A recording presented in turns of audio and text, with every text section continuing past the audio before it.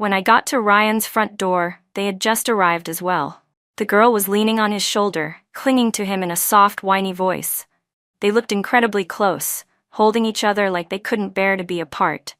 Noticing my gaze, the girl raised her eyebrows at me and silently mouthed, "Here, sis-in-law," then leaned over and planted a loud kiss on Ryan's cheek. Ryan turned his head slightly away from her, looking a bit annoyed. "What are you doing?" he muttered. I looked at him and said, "Hey." As soon as he heard my voice, his whole body tensed up. He immediately shoved Emily, who had been leaning on him, off to the side and turned around stiffly. He saw me standing there with no expression on my face, watching them. Ryan's face went pale. "Ashley, why are you here? You didn't even let me come pick you up," I smiled. If I hadn't shown up, how else would I have witnessed this lovely scene? Before he could say anything, Emily poked her head out from behind him and said cheerfully, "Hi. You must be the little girlfriend Ryan's been talking about, right?" She reached out her hand. "I'm Emily, Ryan's childhood bestie and next-door girl. It's so much better to meet you in person than just hearing about you. Gotta say though, you're exactly like they described." I tilted my head slightly. "Exactly like what?" She smirked and said, "Didn't expect you to keep your man on such a short leash." "Real strict, huh?" She looked me over and added, "Got quite the serious look going on. What, never seen someone like me before? Country girl." Her voice was sugar-coated, but every word she said was laced with thorns. Ryan looked at me apologetically and frowned. Then he nudged Emily with his elbow. She stuck out her tongue, rolled her eyes at him, and said, "Geez, sorry. I'm just too used to saying whatever pops into my head. You won't hold that against me, right, sis?" She pretended to grit her teeth and lightly punched his arm. "Even your girlfriend didn't scold me, and you're being all cranky. Now that you've got a girlfriend, you're suddenly acting all distant. What happened to the days when we were like two peas in a pod?" Ryan frowned, clearly unhappy. "What the hell are you talking about? That was forever ago. Don't go saying that kind of crap in front of my girlfriend. If she gets upset, I'm not cleaning up your mess."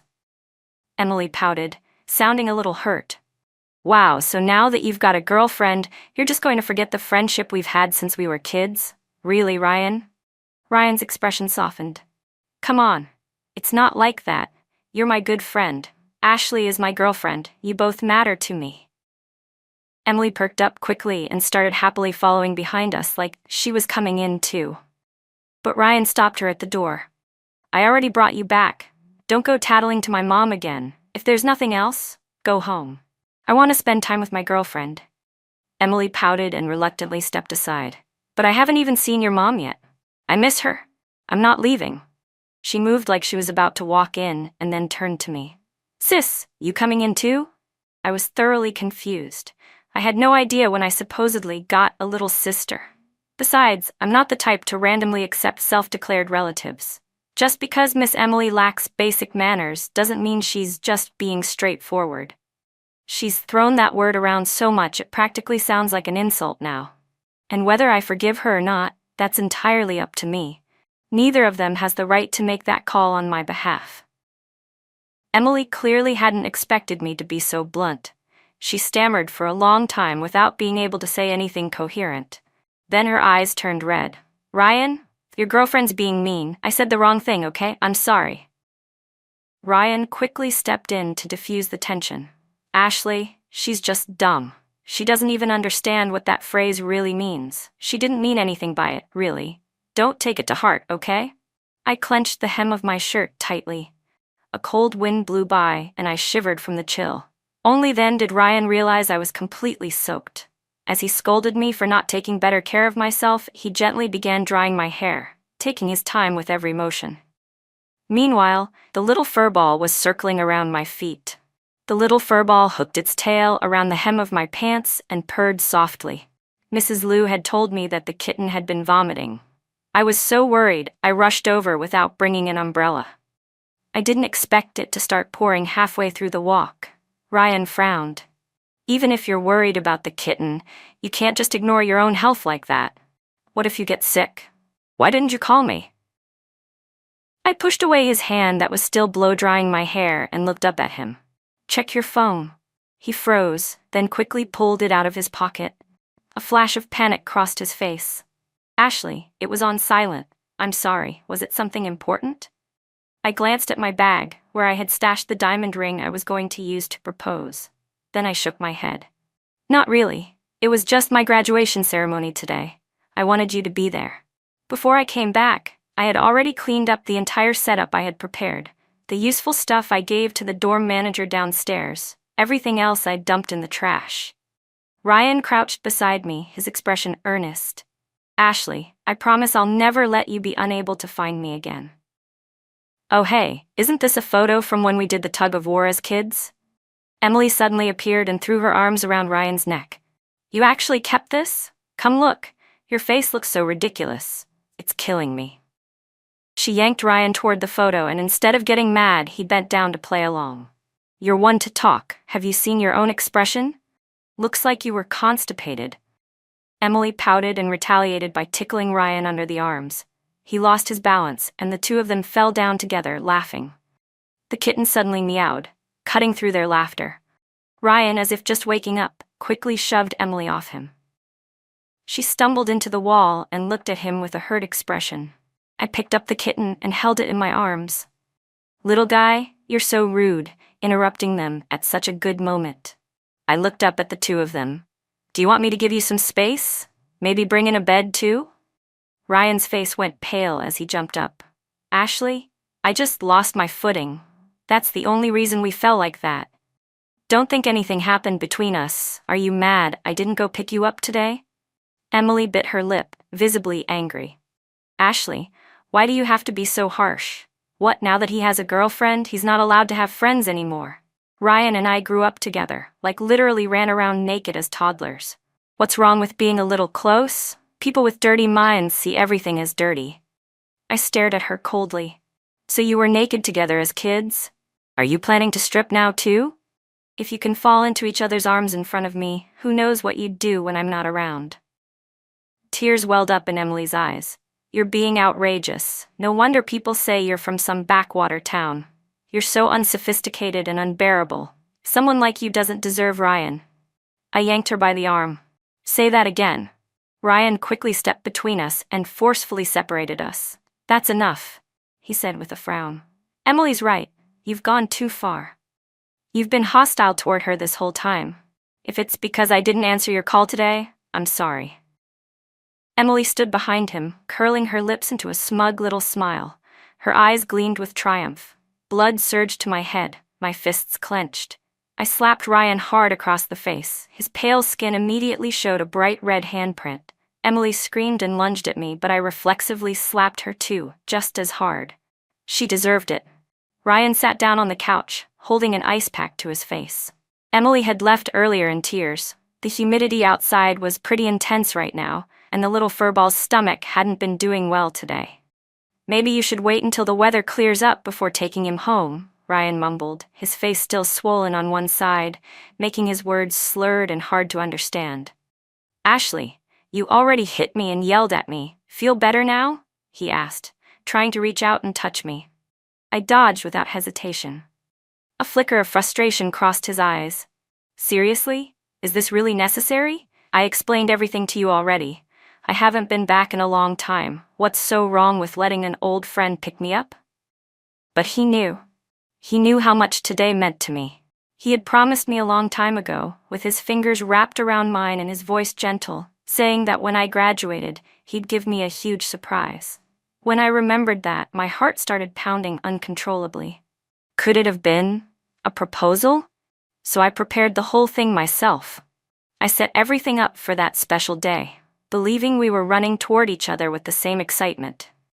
Now, it had all turned into a joke, and instead of being sorry, he was blaming me.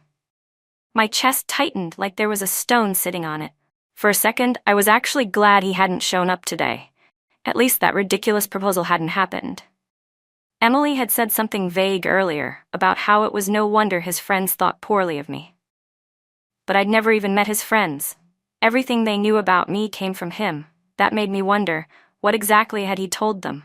So I asked, in your words, what am I like? How did you describe me to them? Savage, rude, overbearing. Ryan froze, then muttered awkwardly, they exaggerated. I stared at him. Funny, you've never once casually mentioned your friends to me, including Emily. He dropped his gaze to the floor, unable to meet mine. I exhaled deeply and walked past him. Maybe I'd never really seen the person I thought I was proud to call my boyfriend. He didn't rot overnight. He had always been this way. I had just never seen it until now. I saw his body tense up as I passed. "Are you coming back?" he asked nervously. Ryan and his friends had thrown a celebration party for Emily. She even sent me an invite, clearly to rub it in. But running away wasn't my style. I'd only slapped her once yesterday. I wasn't done yet. Coincidentally, I had just finished a job interview nearby, so I decided to swing by their private room. The moment I opened the door, the lively atmosphere came to a screeching halt. Emily was drunk, leaning against Ryan's shoulder, her hands boldly slipping inside his shirt, fingers feeling around his buttons. Ryan's face shifted, and he quickly pushed her hands away and stood up. "What are you doing here?" I stared at them, my voice calm and flat. "Caught you red-handed." The room's temperature seemed to drop several degrees. Emily covered her mouth, her eyes instantly filling with tears. "Why would you accuse someone like that? That's too much." Ryan stood up sharply and grabbed my arm. "Ashley, don't make a scene. Today's a celebration for Emily. Don't ruin it." Emily tugged at her sleeve and said, "Wait, did you see me touching Ryan's abs? Don't misunderstand. That kind of thing isn't a big deal abroad. Friends can do that too." Ryan's frown deepened. "That's enough, don't say another word." I yanked my arm out of his grip. "Relax, I'm just messing around. Why are you all taking it so seriously? I know Ryan has boundaries." Then I turned to Emily. "So, how were my boyfriend's abs? Did they feel good?" Emily looked at me with a mocking smile in her eyes. "Of course they did. Ryan's abs are the best I've ever felt." Ryan looked a bit smug. I smiled and said, "Well, I won't know what's better until I compare. I've only ever touched Ryan's. Haven't had the chance to feel anyone else's yet. Why don't you let me try this game you two just played?" I looked straight at Ryan with a smile. "You can't have double standards now, can you?" His face turned completely dark. I ignored him and went ahead to order a few male models.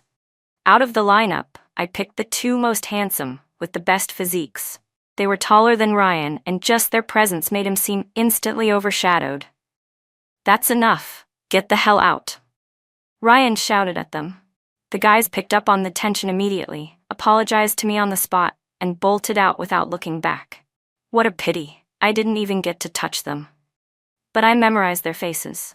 "I'll make sure to request you two next time," I said. I glanced over at Ryan, amused. "I was just playing the same game you two played earlier. What are you so mad about?" With a scowl still on his face, Ryan apologized and pulled me down to sit beside him. The others in the room tried to shift the mood, and eventually the topic turned to me and Ryan. Emily cleared her throat. "Ashley, since today's my celebration party, everyone has performed some kind of talent. Since you're here, why don't you do something too?" She looked at me smugly, clearly waiting for me to embarrass myself.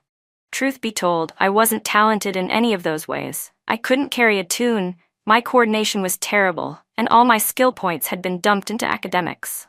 Getting into this glitzy, extravagant city from the tiny town I came from had taken all the luck I had.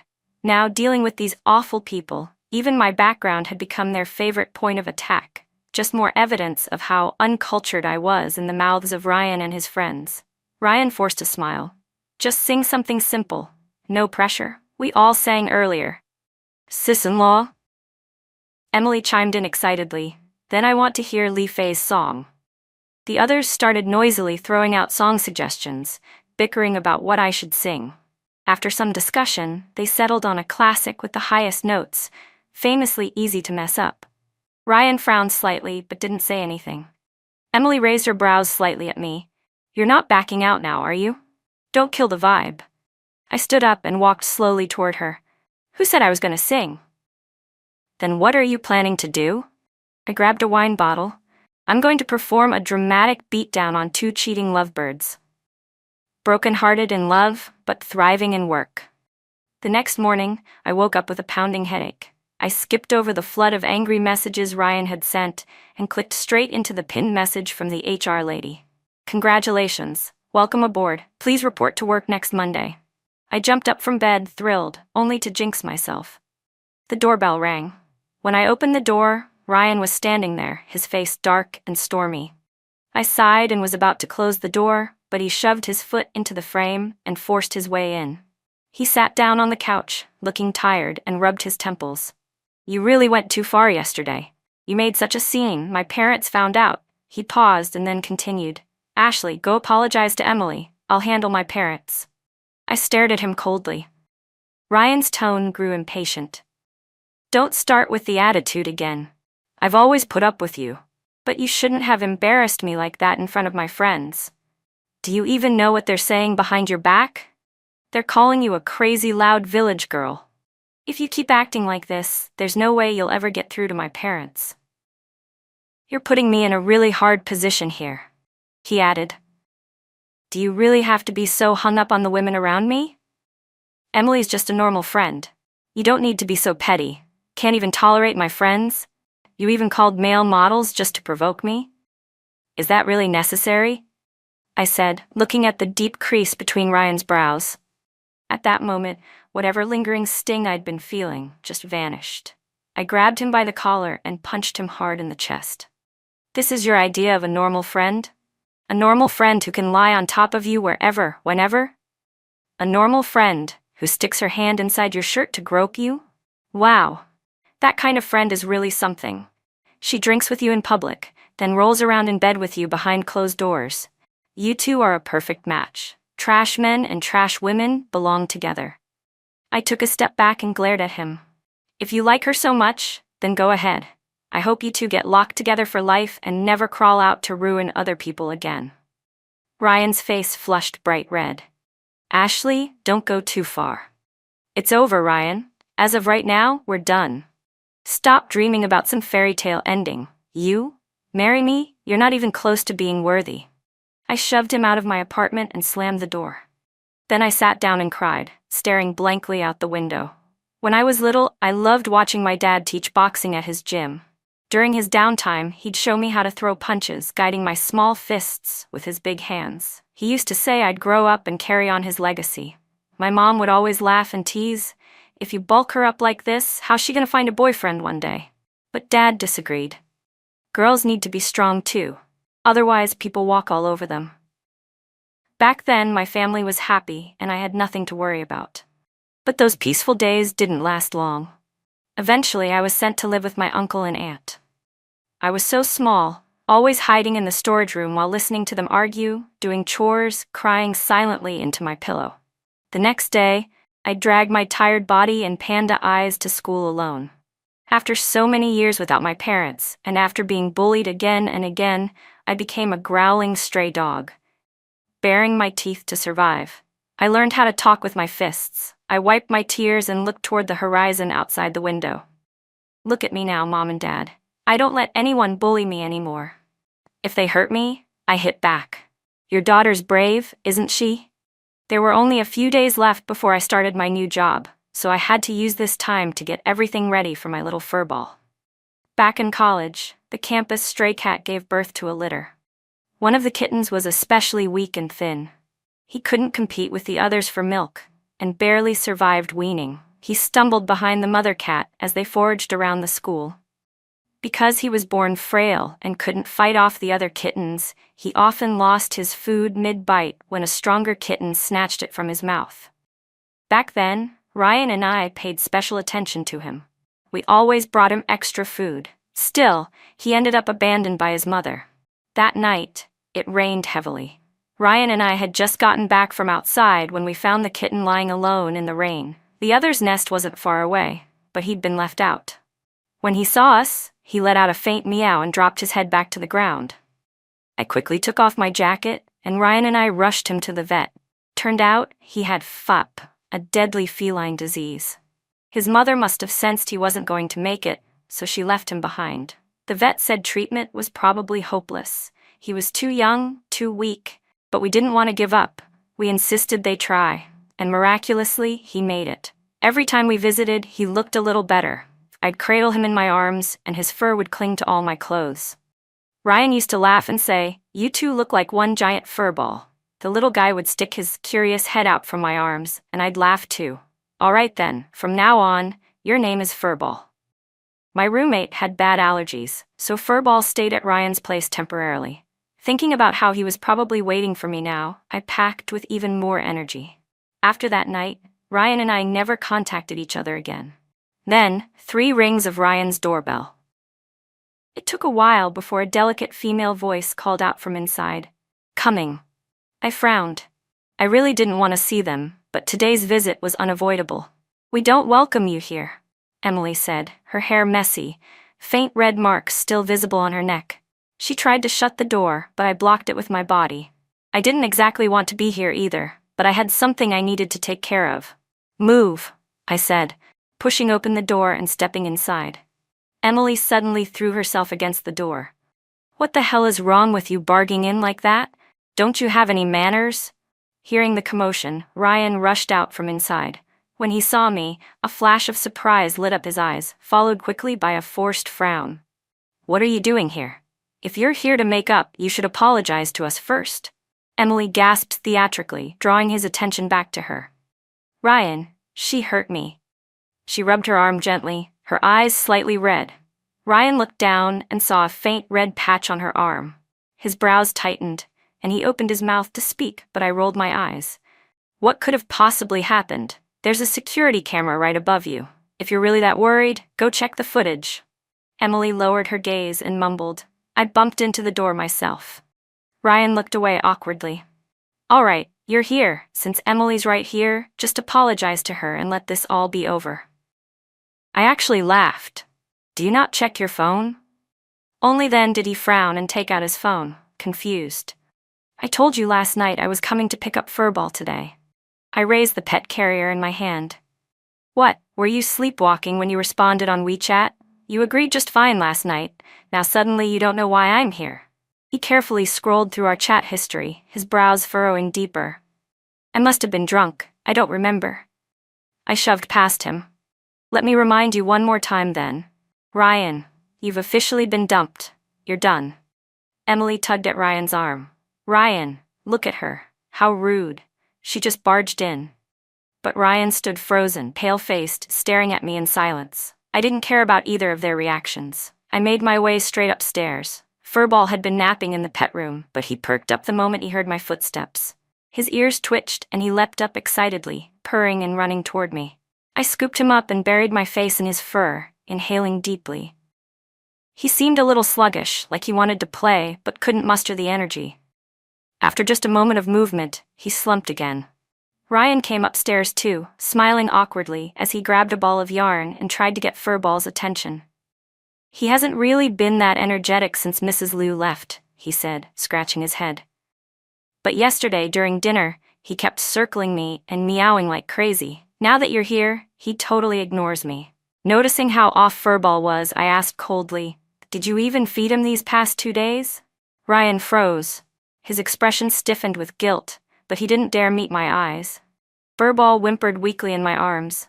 Hearing his frail voice made my chest ache, and tears welled up in my eyes. They fell silently into his fur, disappearing into the soft fluff. I shouted at Ryan, "So you remembered to feed yourself, but not him? Why didn't you just starve to death instead? While you were all lovey-dovey with your new girlfriend. This is how you treated Furball?" Ryan panicked. "I'm sorry. It's my fault. I didn't take care of him properly." I didn't respond. I found his food and water bowls, filled them both up. Furball scarfed it all down in one go. I poured him another half bowl, and he drank a ton of water before finally slowing down. Full and finally content, he jumped onto my lap, purring loudly at me. "Furball," I whispered, "how about I take you home, our home?" As I stepped out the door, Ryan trailed closely behind me. When I glanced back, he suddenly grabbed my hand tightly. I'm sorry for everything. For you and for Furball. The one I've always loved, it's you, Ashley." Emily was following behind us and heard what Ryan said. She bit her lip and glared at me hatefully, but the insults she wanted to shout got stuck in her throat. Suddenly I felt completely bored. The kind of bored that drains you. To think I ever dated someone like this. Honestly, it's embarrassing to even admit out loud. I pointed to the side of his neck. "Next time you want to say crap like that, maybe cover up the last girl's hickey first." I fought back the wave of nausea rising in my stomach. "You two make me sick." The place I rented wasn't as big as the pet room Ryan had set up for Furball, but Furball was still visibly excited. He jumped and ran around the little room, full of energy. I pulled out the treats and freeze-dried snacks I had prepared. I was afraid earlier that he hadn't eaten for too long, so I didn't feed him much right away. Now I could finally make it up to him. "Furball," I whispered, "I'll work really hard and earn more money. Then I'll get you a bigger home. Sound good?" He meowed through mouthfuls of food, so I took that as a yes. I cleared out everything we had bought together. Everything. The designer handbags he gave me, most of which I hadn't even unwrapped. The brand new pair of diamond rings. I listed it all for sale on a second-hand app.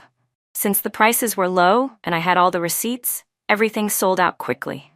I used the money to buy Furball tons of snacks. Lately, Ryan had been having his teachers call me. Each time I blocked the number, he'd switch phones and call again. When I didn't pick up, he started texting. "Ashley, did you throw out everything I gave you?" Screenshot, the diamond rings. "The invoice date matches your graduation day. Did you have something to say to me that day?" Blocked. New number, new message. "I remembered I promised I'd go to your graduation. I can't believe I forgot something that important. I saw pictures of you on your school's forum. Someone posted a photo of the setup. You were planning a proposal, weren't you? Ashley, I know your favorite proposal style, and I used it. I even tracked down the buyer of those rings and bought them back. Will you come?" Blocked. New number, new message. "If you don't come, it's okay. I'll propose to you 99 times. I'll keep doing it until you say yes." It was exhausting, disgusting even. How could someone be so shameless? One day after work, I was about to get a new phone number. Just as I stepped out of the office, I ran into one of Ryan's old buddies, the guy from the party room. No way to avoid him. "Ryan drank so much he ended up in the hospital," he said. "If you have time, can you go see him?" "If he's sick, he should see a doctor," I replied flatly. I majored in finance, not medicine. The guy got irritated. "How can you be so cold and heartless? He drank himself into a bleeding ulcer because of your breakup. I'm his friend, and even I stayed by his side to drink with him. You two used to be so close." I looked at his face and instantly remembered. It was him and Emily who had been the loudest that night in the room. "You're unbelievably rude," I said. "Standing in front of someone's office and yelling like this, is this what city manners look like?" It was rush hour. People were coming and going, and they were all staring at him. His face flushed bright red. You're not only rude, but also irresponsible. You're really good at deflecting blame, huh? You never tried to stop him from drinking, just stood by and egged him on in the name of brotherhood. Now he ends up in the hospital with a bleeding ulcer, and you're telling me I should take responsibility? If he'd actually died from it, you'd be the first one to blame. He drowned himself in alcohol because he was two-timing me and got dumped. That's his own moral failing, not mine. And he's an adult. He can make his own decisions. If he chose recklessness over consequences, then half the blame is on him." I shoved his shoulder away. "Always blaming women for your problems. How pathetic. You really have no class." Birds of a feather flocked together. No wonder Ryan turned out the way he did. "Good night," I said flatly, not bothering to look at the colorful expression on his face as I walked off in my heels. A few days after Ryan was discharged from the hospital, he showed up again. It was one of my rare days off, and suddenly there was all this noise outside my building. It sounded like someone was proposing. I rolled over in bed and buried my head under the blanket, but then I heard someone shouting through a loudspeaker, and it sounded like my name. I shot upright and rushed to the window. Down below, Ryan was standing in the middle of a heart-shaped ring made of roses, holding a letter in his hand. When he saw me, he smiled and raised the loudspeaker. "Ashley, I love you." I couldn't believe it. Since when did Ryan resort to such a cheesy stunt? And that shamelessness, was it some kind of superpower now? Unless I slapped hard proof of his cheating in his face, he'd probably still deny it like it never happened. I turned around, grabbed a basin of water from the bathroom, then added some ice from the freezer. Downstairs, people had gathered to watch the spectacle, but once they saw what I was holding, they quickly cleared the area. Ryan stood his ground, wearing an expression full of guilt. Then I dumped the entire icy basin over him, The March wind carried a biting chill. Some of the onlookers actually started to pity him. Watching him stand there, putting on a show, I forced back the disgust rising in my throat and took a few steps back. I scrolled through my blocked list and found Emily's number, waiting for her to come pick him up. She arrived surprisingly fast. When she showed up, she even had a bruise on her forehead. Ryan saw the injury and panicked. "What happened to you?" Emily finally looked up a little. "I heard someone dumped cold water on you. I was worried and rushed over. Ended up getting bumped by someone." Ryan checked her over, making sure she wasn't seriously hurt. Once he was satisfied, he gently pushed her away. "You should go home. Put something on that bruise." But Emily grabbed his sleeve and started sobbing quietly. Then suddenly, she tilted backward and collapsed. Ryan completely lost it. He didn't care about anything else. He just scooped her up and sprinted out through the crowd. The bystanders, finally understanding what kind of drama they were witnessing, munched on sunflower seeds and cursed Ryan under their breath as he ran off. In the days that followed, I finally enjoyed some peace and quiet.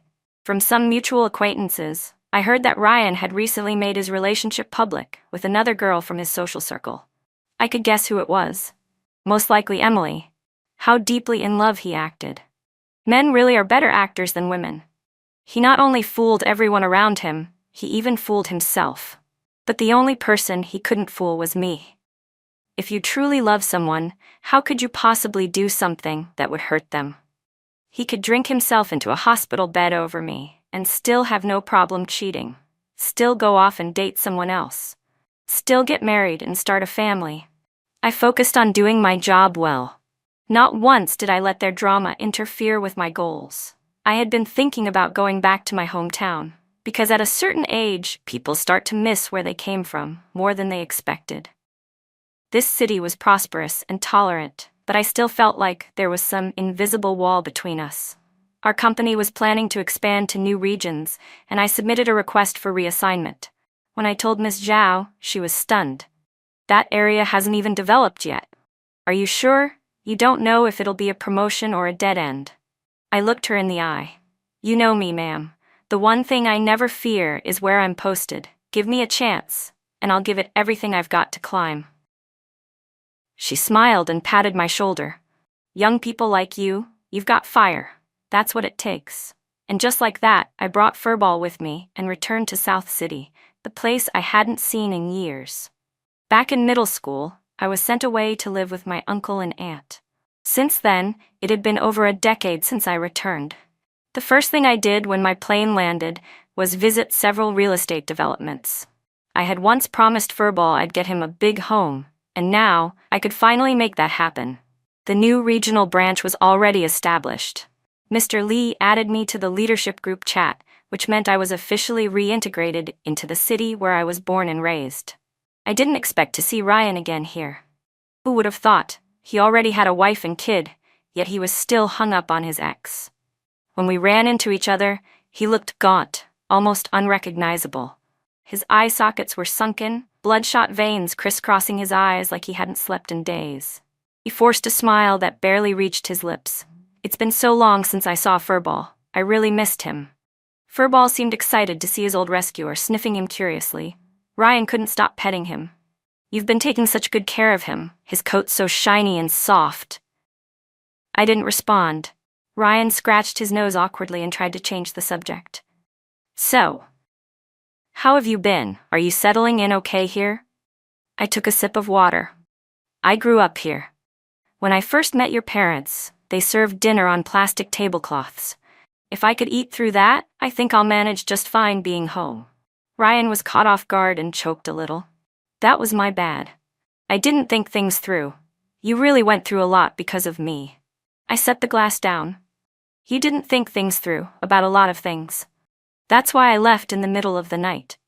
His already pale, thin face lost even more color. I smiled, genuinely pleased. I hadn't gone out of my way to ask how he and Emily were doing over the years, but some people are just so ridiculous that you end up hearing about them anyway. Old friends would bring them up from time to time, usually as jokes. Honestly, hearing how much chaos they lived in, it was satisfying. Emily had gotten pregnant. The Shen family had picked her to be their ideal daughter-in-law. She was carrying Ryan's child, or so everyone thought, and the whole Shen family was overjoyed. They pressured Ryan to marry her. I figured he was happy to go along with it. After all, he had already started up with Emily before we even broke up. But what no one saw coming was that he ran away on the day of the wedding. That totally shattered whatever impression I still had of him. I realized I never really understood the guy I once called my boyfriend. At the wedding, the groom disappeared, leaving the bride alone to face all the guests. Emily managed to hold it together, but honestly, if she could knowingly play the other woman out of love, there was probably nothing she couldn't stomach. Then came the real shocker. One time, the child got sick and had to be hospitalized. Ryan went with them. That's when he found out the child wasn't even his. Ryan has type AB blood. The kid's blood type? O. The law may not hold him accountable, but if he just paid a little more attention to the child, he wouldn't have been fooled for so long. After that, Ryan completely broke down. It wasn't until one evening, when we were celebrating the branch's record-breaking quarter, that I saw him again. I'd had a few drinks and was a bit lightheaded. As I walked past the complex, a dark figure suddenly darted out. I was just about to grab my pepper spray when I saw his face. Ryan. He was standing there, half hidden in the shadows. "I was afraid you'd trip," he said. "You looked unsteady." "You should focus on keeping yourself together," I replied. The new intern assigned under me happened to live across the hall. Ryan's face turned red with anger. "Let go of his hand. Who gave you permission to touch him?" I leaned into the intern's chest. "And if I don't? Got a problem with that?" Ryan's face went white. "You're only with him to get back at me, aren't you? You don't have to be so spiteful." I took the intern's hand and walked him right up to Ryan. "We're already living together. Why would I need to lie to you?" Ryan stumbled back a few steps like he'd just been punched, then slowly melted into the shadows. I frowned and wiped off the fabric where Ryan had touched.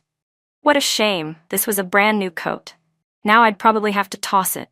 Just being in the same space as him made my skin crawl. I took the intern's hand and started walking back. He said with a serious tone, "I heard we're living together now?" "We live across the hall." "That still counts, doesn't it?" Ryan had been secretly following me for several days. I ended up having to call the police, but without hard evidence, there wasn't much they could do. Since that didn't work, I decided to call Emily. She showed up in a hurry, worn out and disheveled. We met at a nearby cafe. She stared at me, her expression grim. "Feeling pretty smug, aren't you?" I tilted my head. "What exactly do you think I'm smug about?" She didn't answer. "Well, if you're talking about career and money, then yeah, I'd say I have every right to be proud. And if you think I'm gloating over a man, that's not wrong either."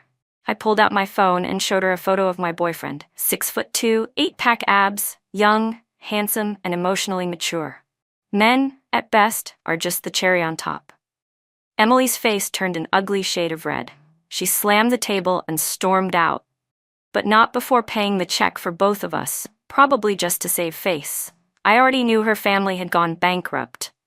After Ryan found out he'd been cheated on, he cut off her living expenses entirely. I picked up my coffee and took a slow sip. Then I heard Ryan refused to leave, and Emily pulled the ultimate stunt. She attempted suicide. Jumped right into the artificial lake at the park. Of course, she was fished out by bystanders almost immediately. The whole thing turned into a public scene. Both of them were taken in for emotional safety education, as the authorities called it. Maybe out of sheer embarrassment, Ryan went home with her after that. But once he got back, he started talking to lawyers about filing for divorce. Emily was completely dependent on him now. She'd never let go willingly. Those two were just getting started.